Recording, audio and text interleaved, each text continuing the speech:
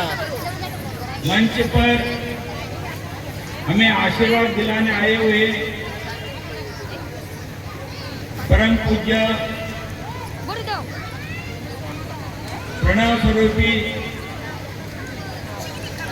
महालिंग स्वामी जी के चरणों में प्रणाम करते हुए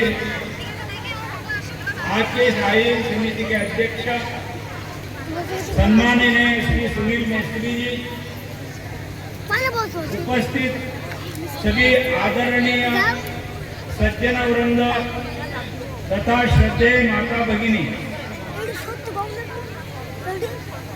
वैसे देखा जाए तो बंगाली में बोलना चाहिए था, लेकिन मेरे लिए बंगाली में बोलना संभव नहीं है, इसलिए आपके सामने हिंदी में बोलने का प्रयास कर रहा हूं, उसलिए मैं क्षमा प्रार्थी हूं।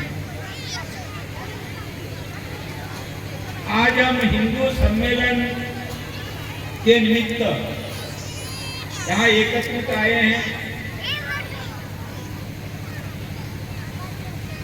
हम जिस देश में हमने जन्म लिया है,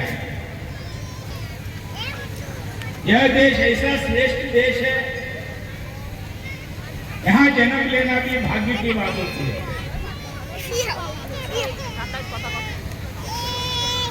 पुराणों में एक श्लोक आता है,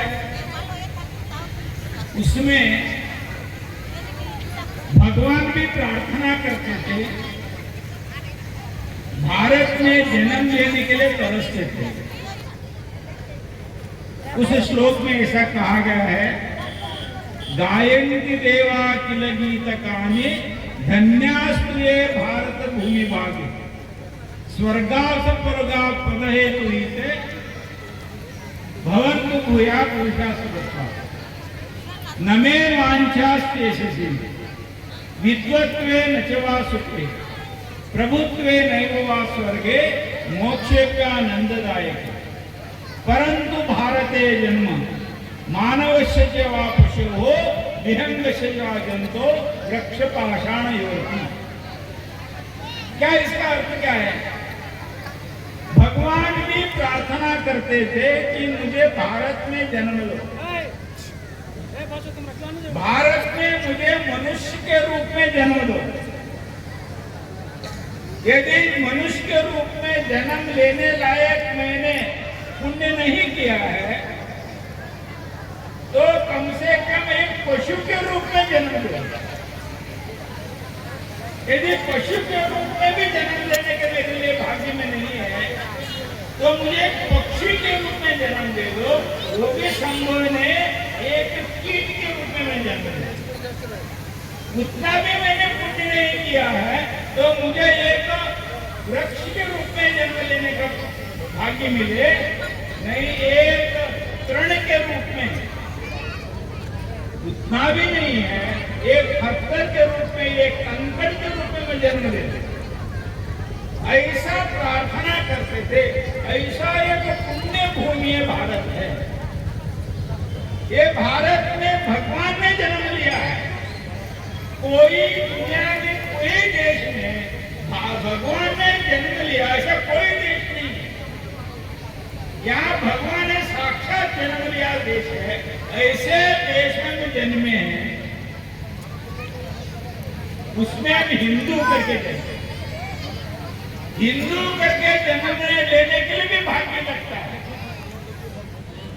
इसलिए हम सभी भाग्यशाली हैं।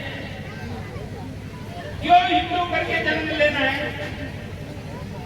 अपने जो पूर्वज थे, उन्होंने केवल अपने भलाई की सोच नहीं की, पूरे दुनिया की भलाई की सोच की।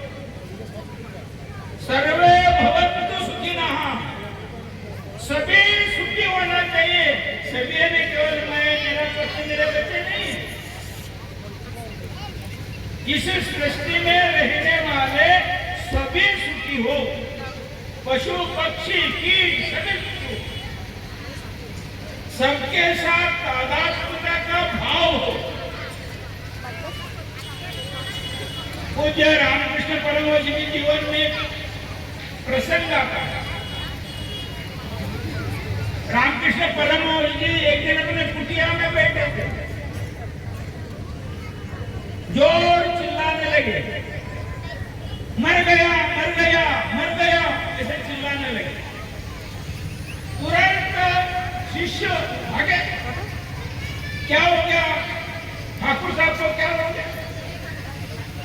अंदर जाते कोई नहीं है, ठाकुर साहब अकेले बैठे हैं और चिल्ला रहे हैं मर गया मर गया। तो शिष्यों ने जाकर पूछा, महाराज क्या हो गया?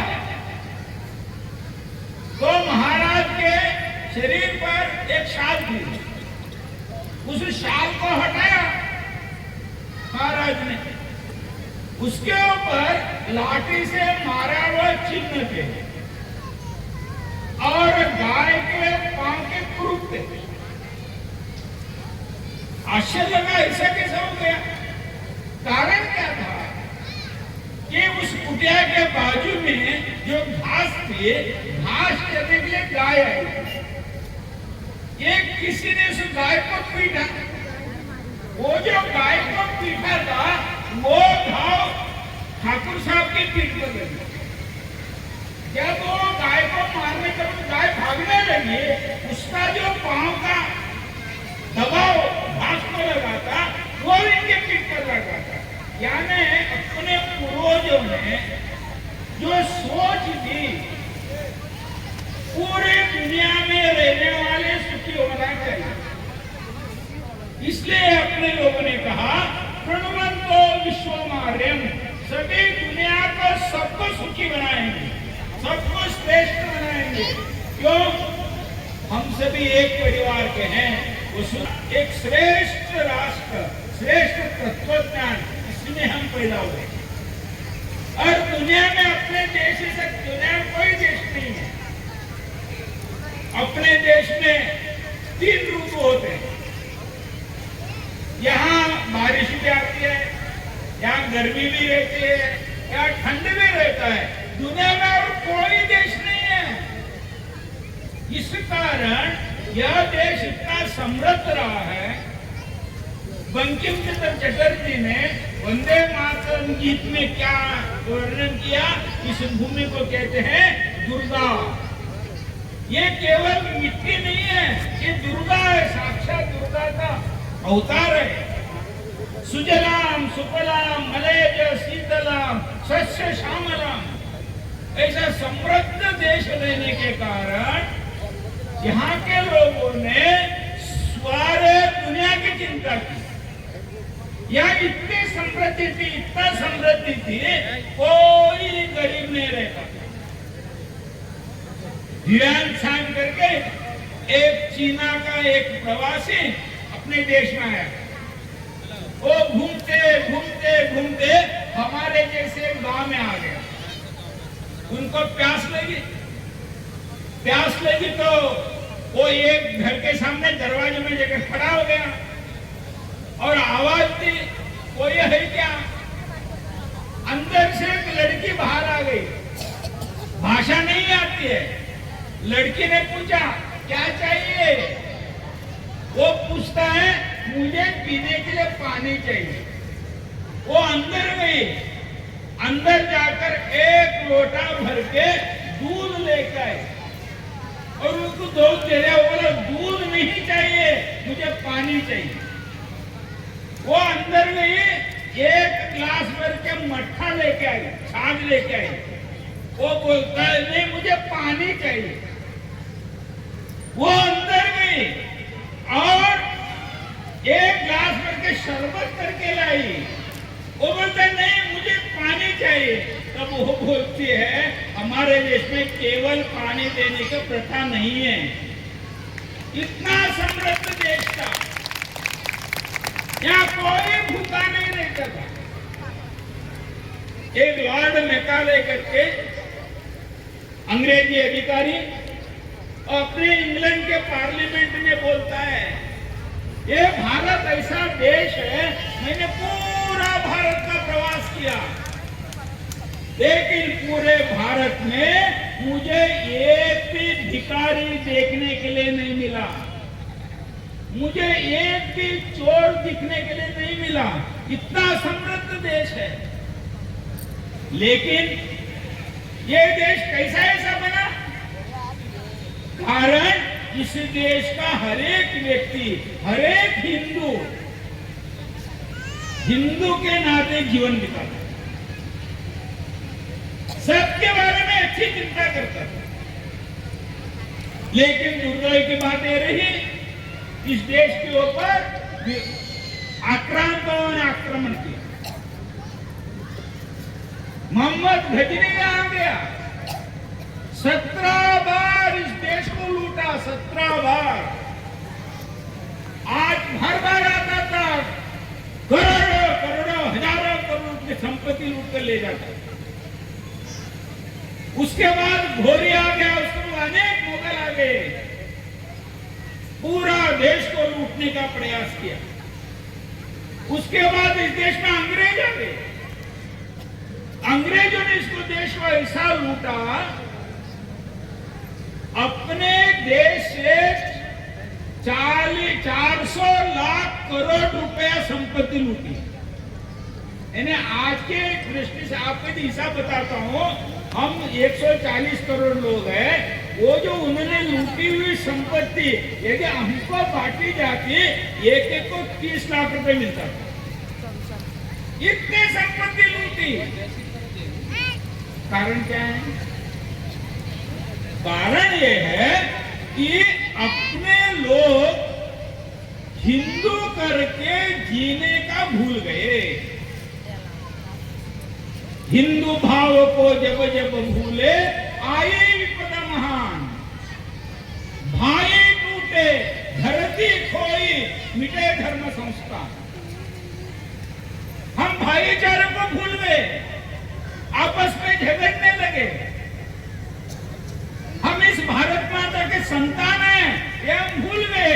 देशद्रोह अपने मन में आ गया, हम स्वार्थी बन गए। इस कारण आक्रांतों ने अपने ऊपर आक्रमण किया और हमको गुलाम बनाया। लगभग 800 साल इस देश में मुसलमानों ने राज किया, लेकिन उस समय भी अपने कुछ लोग निरंतर लड़ते रहे। एक दिन भी मुसलमान राजाओं को आराम से सोने का मौका नहीं दिया। लेकिन वो आए कैसे? अपने कारण से आए। जब भारत के ऊपर मुसलमानों ने आक्रमण किया, 300 साल तक उनको अंदर आने के लिए नहीं है अपने लोगों ने। लेकिन बाद में मोहम्मद गोरी से अंदर आ गया। मोहम्मद गोरी भी कैसा आ गया?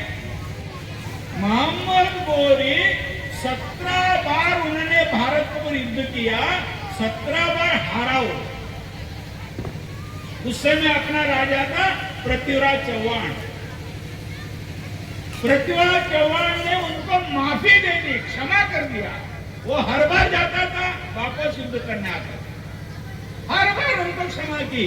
लेकिन 18 बार जब उन्होंने आक्रमण किया, उस समय दुर्भाग्य की बात है, यही पृथ्वीराज के पत्नी के जो पिताजी थे, ससुर, उस ससुर ने धोखा दिया। वो जाकर घोड़ी से मिला और उस युद्ध में पृथ्वीराज की पराजय हो गई, हार हो गई। उसके बाद देश में मुसलमानों का राज्य प्रारंभ। यानी उनका पराक्रम था क्या? उनका पराक्रम नहीं था, अपनी कायरता, अपनी गद्दारी, अपना देशद्रोह, इसके कारण हम हार गए। जब यहां अंग्रेज आ गए, अंग्रेज आए थे तराजू लेकर, व्यापार करने आए थे, राज्य चलाने नहीं आए। उनके पास पैसा नहीं था।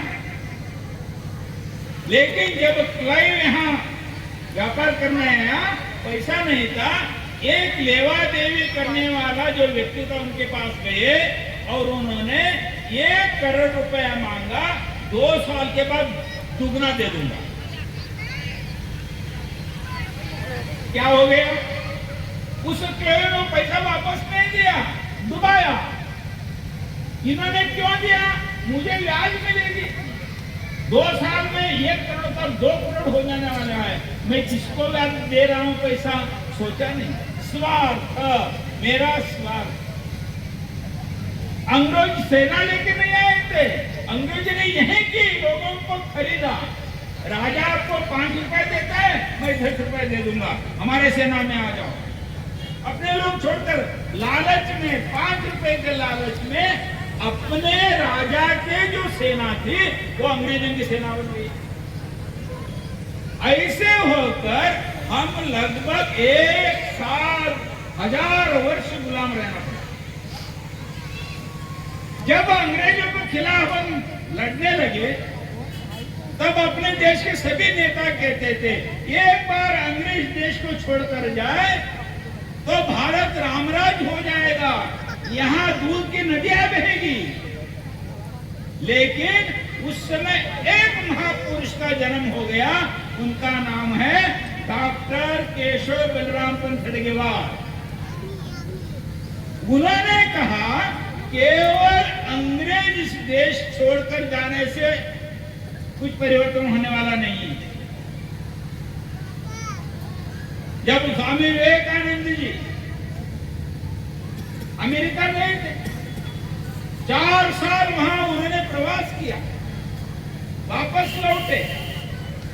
जब 1897 में वो वापस लौटे, मद्रास चेन्नई में एक 10 दिन के लिए रुके थे। तब कुछ युवा उनके पास गए और पूछा, महाराज हमें आजादी कब मिलेगी? यह प्रश्न सुनते ही विवेकानंद जी एक क्षण के लिए गंभीर हो गए। उनके मुंह से वाक्य निकला, what you want freedom? I can get it tomorrow only. आपको आजादी चाहिए, मैं कल ही प्राप्त कर सकता हूं। लेकिन आगे का उनका वाक्य था, but where are the men to digest it? हम आजादी प्राप्त करेंगे तो उसको हजम करने की ताकत रखने लोग कहां हैं? इसलिए वो क्या कहा करते थे, I want man with capital M, मुझे पौरुषवान युवा चाहिए। यही बात डॉक्टर साहब ने सोची। यह समाज हिंदू भाव को भूल बैठा है, स्वार्थी बना है, मैं कौन हूं मालूम नहीं है। डॉक्टर साहब ने प्रश्न पूछा, कौन मूर्ख कहता है हिंदू राष्ट्र है? ऐसी स्थिति में थी, अपने देश के एक नेता कहते थे,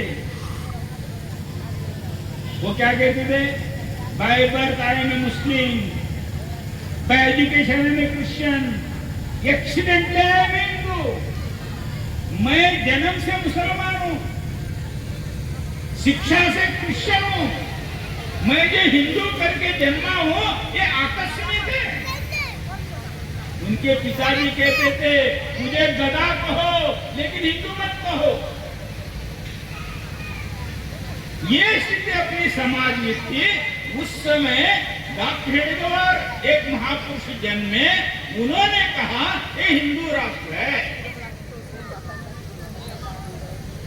लोगों ने प्रश्न पूछा, कौन मूर्ख कहता है हिंदू राष्ट्र है? लेकिन डॉक्टर हेडगेवार कहे, मैं डॉक्टर केशव बलराम पंत हेडगेवार कह रहा हूं ये हिंदू राष्ट्र है। इतना ही नहीं, आगे चलकर वो कहते हैं, जब तक एक हिंदू इस देश में जीवित रहेगा तब तक हिंदू राष्ट्र। क्या विश्वास रहेगा? देखिए उदाहरण बताता हूं। एक बड़ा परिवार है, परिवार में 30 लोग रहते हैं, सब मिलकर संयुक्त परिवार रहता है, अच्छा संपन्न परिवार है। उस घर में 8-10 लोग काम करने वाले रहते हैं, चाकरी करने वाले। किसी कारण से घर के सभी लोग यात्रा के लिए गए थे, एक्सीडेंट हो गया, 30 में से 29 लोग मर गए, 8 साल का एक बच्चा जिंदा रहा, तो घर की संपत्ति किसकी होती है? वो चाकरी करने वाले 8 लोगों की होती है कि 8 साल के बच्चा को होता है? किसका होता है? बच्चा को। 8 साल के बच्चे की है ना संपत्ति हो कि मेजोरिटी माइनॉरिटी होगी? नहीं है। वैसे ही डॉक्टर साहब कहते हैं ये भी हिंदू देश में जीवित रहेगा तब तक हिंदू रहेगा। इस विश्वास से उन्होंने राष्ट्रीय स्वयंसेवक संघ का काम प्रारंभ किया। आज संघ का काम शुरू होकर 100 साल पूरा हो गए हैं। इस 100 साल के कारण आज समाज में जागृति आई। क्या जागृति है? ये जमाना का मैंने पूछा, मुझे गधा कहो लेकिन हिंदू मत कहो, ऐसे कहने वाले अपने नेता थे। लेकिन आज गर्व से कहो हम हिंदू हैं, ये बोलने की स्थिति आई। कारण क्या है? राष्ट्रीय स्वयंसेवक संघ के कारण सारे देश में समाज में एक जागृति लाने का प्रयास हुआ। आसानी से नहीं हुआ है, बहुत परिश्रम करने पड़े, बहुत कठिनाई से गुजरना पड़ा।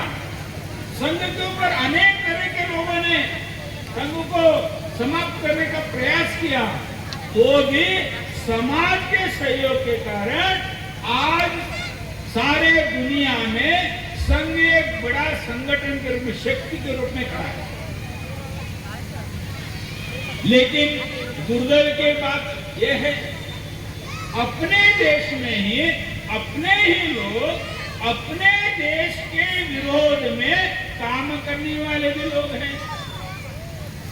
आज अपने देश में अनेक तरह के संकट में जूझ रहे हैं। कुछ लोग सोचते हैं कि भारत को टुकड़े टुकड़े करेंगे, भारत को अखंड भारत वो सहन नहीं कर सकते, भारत को टुकड़े करने को सोचने वाले हैं। कुछ लोगों को लगता है भारत को इस्लामिक राष्ट्र बनाएंगे, कुछ लोगों को लगता है भारत को क्रिश्चियन राष्ट्र बनाएंगे, मुसलमान लोग देश को इस्लाम राष्ट्र बनाना, क्रिश्चियन लोग देश को क्रिश्चियन राष्ट्र बनाना। और मदद करने वाले कौन है? अपने ही लोग हैं, यहीं के लोग ही मदद करते हैं। एक बार एक कुल्हाड़ी और पेड़ के बीच में झगड़ा हुआ, तो वो पेड़ बोला कुल्हाड़ी को, हाँ जाओ जाओ तुम क्या कर सकते हो, केवल कुल्हाड़ी थी, क्या कर सकते हो। थोड़ी देर में कुल्हाड़ी वो जो लकड़ी का डंडा रहता ना, डंडा डाल के आ गया, तो वो पेड़ बोला मेरे लोग ही आपके साथ शामिल हो गए तो मैं क्या कर सकता।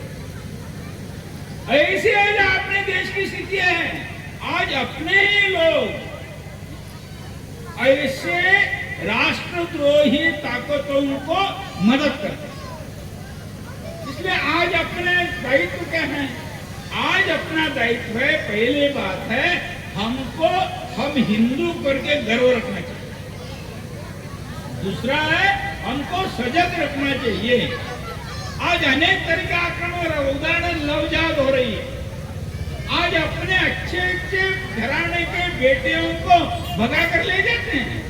कारण क्या है? हमारा ध्यान नहीं है, अपने बच्चों की तरफ अपना ध्यान नहीं है। इससे हमको बचना पड़ेगा। कुछ लैंड जहाज करते हैं, हिंदुओं को जमीन खरीद लेते हैं, लेकिन हम उनको बेच रहे हैं। ऐसा करके आज अपने लोग अपने धर्म, अपने देश को दुर्बल बनाने में लगे हैं। लेकिन आज अपने दायित्व है अपने समाज को सजग रखना, एक ताकतवान समाज बनना चाहिए। जगत दुनिया में जिनके पास ताकत है उनको ही लोग मान्यता देते हैं। उदाहरण के लिए बताता हूं, हम सड़क पर जाते रहते हैं, दो लोग झगड़ा कर रहे हैं, मारामारी कर रहे हैं, मारपीट कर रहे हैं, समझिए एक दुर्बल व्यक्ति, दुबला पतला, उनको लगता है ये झगड़ा नहीं होना चाहिए, वो जाकर झगड़ा छुड़ाने जाएगा, वो क्या करेंगे, इनको एक थप्पड़ मार के देंगे, तो इनके पास ताकत नहीं। यदि समझिए दो लोग झगड़ रहे हैं, एक पहलवान जा रहा है, हट्टा कट्टा जबरदस्त एक पहलवान जा रहे हैं, उनको लगता है झगड़ा नहीं होना चाहिए, तो इन्होंने नजदीक जाने की जरूरत नहीं, बोला तो झगड़ा बंद हो जाए। क्यों? ताकत है। दुनिया में जिनके पास ताकत है उनको मान्यता मिलती है। भगवान भी दुर्बलों की सहायता नहीं करता है। संस्कृत में शुभाषित है, अश्वम नैव गजम नैव व्याघ्रम नैव च नैव च अजापुत्रम बलिम दद्या देवो दुर्बल घात। क्या इसका अर्थ क्या है? पुराने जमाने में यज्ञ होते थे, यज्ञ के लिए बलि दिया जाती थी। जब भगवान को पूछते हैं यज्ञ करने वाले, भगवान आपको किसकी बलि दे? हम लोग घोड़े की बलि दे? भगवान नहीं, घोड़ा नहीं चाहिए, मुझे उठा कर लेके आएगा। नहीं, हाथी का बलि दे दे? नहीं, वो मुझे सूंड से उठाकर फेंक देगा। शेर, बाप रे, शेर तो नहीं है, अच्छी बात नहीं है, तो काय का बलि दे? भेड़ की, बकरी की बलि दे दो। बकरी क्या करते हैं? मैं बकरी को ताकत है क्या? बकरी को ताकत नहीं है। इसलिए भगवान भी ताकत वालों को रक्षा करता है, दुर्बलों का रक्षा नहीं करता है। जब तक हम दुर्बल रहेंगे तब हमारी रक्षा नहीं करेगा। पहला काम है हम हिंदुओं को, हम सब हिंदू है, हम एक है, ये भाव चाहिए। आज हिंदू समाज को तोड़ने के प्रयास चल रहे हैं। हम हिंदू नहीं हैं। अपने देश में आज बोलते हैं, सिख बोलते हैं हम हिंदू नहीं है, जैन बोलते हम हिंदू नहीं है, बौद्ध बोलते हम हिंदू नहीं है, लिंगायत बोलते हम हिंदू नहीं है, सरना बोलते हम हिंदू नहीं है, गोंड बोलते हम हिंदू नहीं है, यादव बोलते हम हिंदू नहीं है, मराठा बोलते हम हिंदू नहीं है। ऐसे हिंदू नहीं है बोल बोल के हम हिंदू समाज से अलग होने चाहते हैं। हमारे हाथ में 5 उंगलियां हैं, देखने के लिए अलग अलग है, लेकिन कुल मिलाकर एक हाथ है। एक उंगली को ताकत है क्या?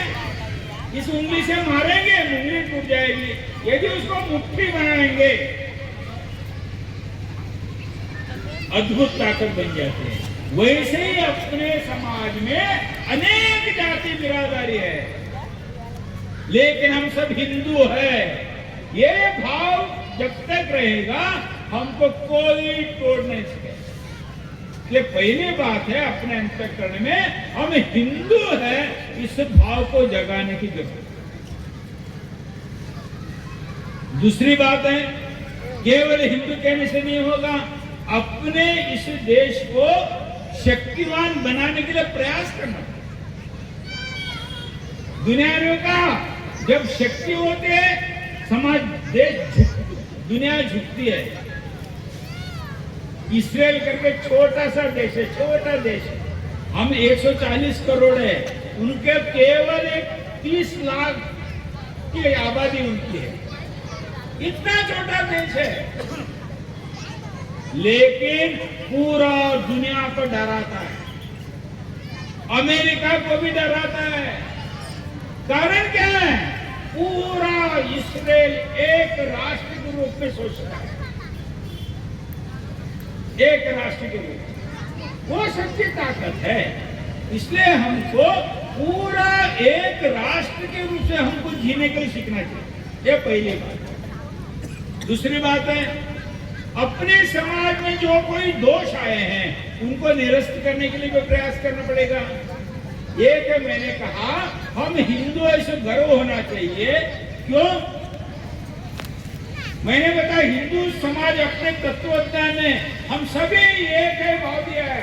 आत्म सर्वभूतेषु, सभी में भगवान है, केवल मनुष्य में नहीं है, पशु पक्षी प्राणी में भी भगवान है।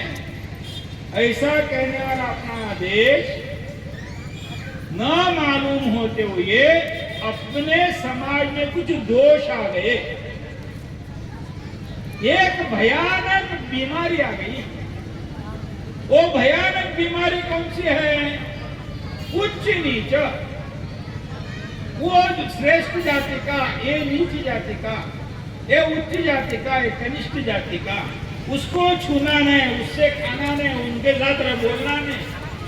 अपने समाज में ये भाव निर्माण हो गया। बाबा साहेब अम्बेडकर जब वो महाड़ के तालाब को छूने के लिए गए, लोगों ने तालाब छूने के लिए नहीं दिया। क्यों? तुम अछूत हो, तुम अस्पृश्य हो, तुम हरिजन हो, पानी को हाथ नहीं लगा सकते। जब नासिक के काड़ारा मंदिर में प्रवेश करने गए, लोगों ने मंदिर में प्रवेश नहीं दिया। क्यों? तुम हरिजन हो। ऐसी स्थिति आज अपने समाज में है। इसलिए जब तक ये अपने समाज में भाव रहेगा, तब हम संगठित एक सशक्त राष्ट्र रूप में कैसे खड़े हो जाएंगे?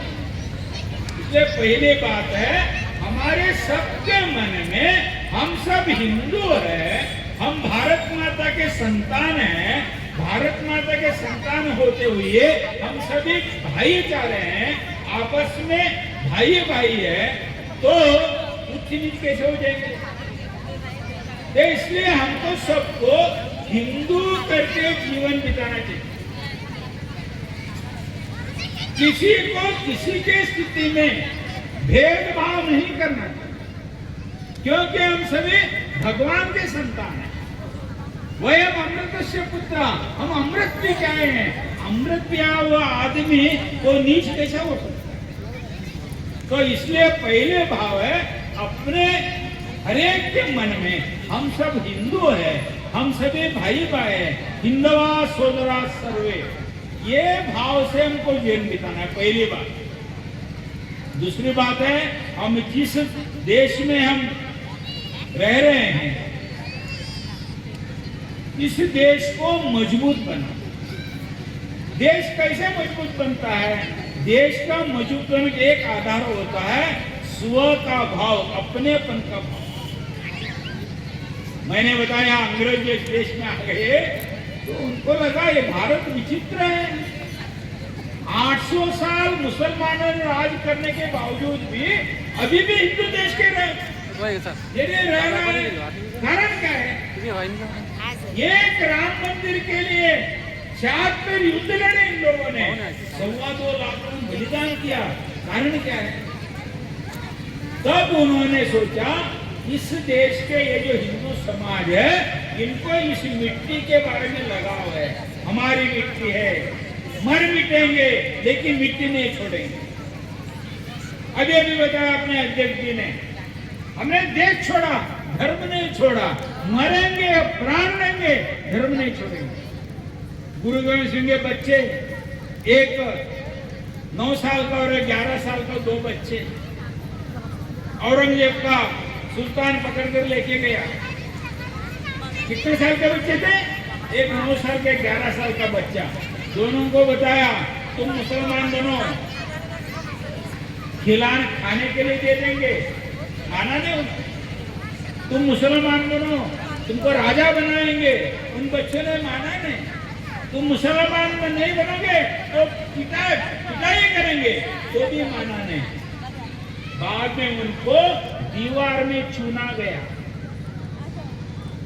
धर्म नहीं छोड़ा, दोनों बच्चों ने प्राण दिया, लेकिन धर्म नहीं छोड़ा। ये जो अपने को भाव है, अपने धर्म, अपने संस्कृति, अपने मिट्टी के बारे में, ऐसे भाव रखने वाले लोगों ने इस देश को बचाया। इसलिए आज की आवश्यकता है हमको अपनेपन को बचाना चाहिए, अपने भाषा को बचाना चाहिए, अपने वेशभूषा को बचाना चाहिए, अपने त्योहारों को बचाना चाहिए, अपने रहन सहन को बचाना चाहिए, क्योंकि अपना है। अभी हम बंगाल से आए हैं, अपनी भाषा नहीं छोड़नी, घरों में अपने बंगाली भाषा में व्यवहार करना चाहिए। भले हम कर्नाटक में आए होंगे, भले शिक्षा हम कन्नड़ में लेते होंगे, लेकिन अपने मातृभाषा जो है वो नहीं छोड़नी। अपने रहन सहन जो है परंपरा से उसको नहीं छोड़ना है। ऐसे अपने देश के बारे में अपनत्व का भाव, अपनी संस्कृति, अपनी परंपरा, अपने रहन सहन, हम जो वस्तु का उपयोग करते हैं अपने देश का ही वस्तु उपयोग करेंगे। यदि हम विदेशी वस्तु उपयोग करेंगे, अपना पैसा विदेश में जाता है और उसी पैसे से भारत के ऊपर अन्याय करने का प्रयास करता है। धर्मांतरण के उसका पैसा होता है, आक्रमण करने के लिए शस्त्र लेने का उपयोग होता है, मतांतरण करने के लिए उपयोग होता है। तो इसलिए आपको सोचना चाहिए कि हमारे घर में जो वस्तु आएंगे किसी कारण से विदेशी वस्तु नहीं आएंगे। अपने घर की भाषा में हम व्यवहार करेंगे, अपने त्योहारों में अपने ही वेशभूषा का धारण करेंगे, अपने जो खान पान है उसी को हम चलाएंगे। इससे स्व का बोध बढ़ाना ये दूसरा काम। तीसरा काम है कि कानून का पालन करना। सब दृष्टि से नागरिक का कर्तव्य, चारों के बीच में कैसा रहना चाहिए, बड़ों को कैसा आदर करना, माता पिता को कैसा आदर करना, बड़े आए वालों के कैसा व्यवहार करना, महिलाओं के साथ कैसा व्यवहार करना, कानून का पालन कैसा करना चाहिए। अभी उदाहरण बाइक में जाते हैं, बाइक में 3 लोग में जाने के लिए मना है एक के साथ, लेकिन 3 लोग जाते हैं ना, बंगालीगंज में जाते हैं। यदि वहाँ पुलिस खड़ा है, एक उतारते हैं। ये नहीं होना चाहिए। पुलिस है, इतने नियम पालन, ऐसा नहीं है। नियम पालन करना अपना स्वभाव बनना चाहिए, जिसको कहते हैं नागरिक कर्तव्य। और चौथी बात है, हम यदि अच्छे जीवन बिताना चाहिए तो पर्यावरण भी ठीक रहना चाहिए। पहले अपने समाज में अपने माताएं बच्चों को पर्यावरण की बोध देती थी। यदि बच्चा ये किसी का झाड़ का पत्ता तोड़ता है, माँ बोलती थी देखो ऐसा पत्ता नहीं तोड़ना, पेड़ को दर्द होता है। लेकिन आज माताएं बताती है नागपुर है। यदि कोई जमीन को कील ठोकता है, माँ बोलती देखो भू माता को दर्द होता है, ऐसा नहीं करना। कोई बच्चे की चींटी को मारता है, माँ डांटती थी, ऐसा नहीं करना। पुलिस की कॉस्ट से पुरलादर होना तो पक्षी को दाना खिलाओ, पेड़ लगाओ, पुरलादर जीते हैं। सिखाया जाता था। पानी का कम से कम उपयोग करो, लेकिन आज हम उपभोग कर रहे हैं, इसके कारण बहुत संकट आ रहे हैं। नहीं तो करे पद्धर ले हम सबको पर्यावरण तो ये चौथी बात है, ये सब ठीक करना है तो अपनी जो पारिवारिक व्यवस्था है उसको मजबूत करना पड़ेगा। आज अपने हिंदू परिवार टूट रहे हैं। आज हिंदू परिवारों में अपने बच्चों को संस्कार देना कम हो गया है। पहले अपने घरों में दादी माँ होती थी, बच्चों को कहानियां सुनाती थी, राम की कहानी, कृष्ण की कहानी, सत्यचंद्र की कहानी। लेकिन आज बच्चे उससे वंचित है क्योंकि दादी माओं को सीरियल देखना है, इसके बच्चों के तरफ ध्यान नहीं है। पहले माताएं बच्चों को खुद हाथ से परोसती थी, लेकिन आज बच्चों को परोसने के लिए भी समय नहीं है। माँ बोलते हैं बना के रखा है, खा के जाओ। इसके कारण घर में जो पारिवारिक संस्कार मिलना चाहिए, उस संस्कार से बच्चे वंचित हो रहे हैं। ये 5वां बिंदु है, अपना घर सचमुच में अच्छा हिंदू घर बनना चाहिए। सब तरीके के संस्कार युक्त अपना घर होना चाहिए। ऐसा हम करते हुए इस भारत को एक सर्वश्रेष्ठ राष्ट्र में खड़ा करना है। एक बहुत बड़े इतिहासकार हो गए, अर्नाल्ड टैनेवी भी करके उनका नाम था। उन्हें दुनिया का सभी इतिहास का अध्ययन किया था। सभी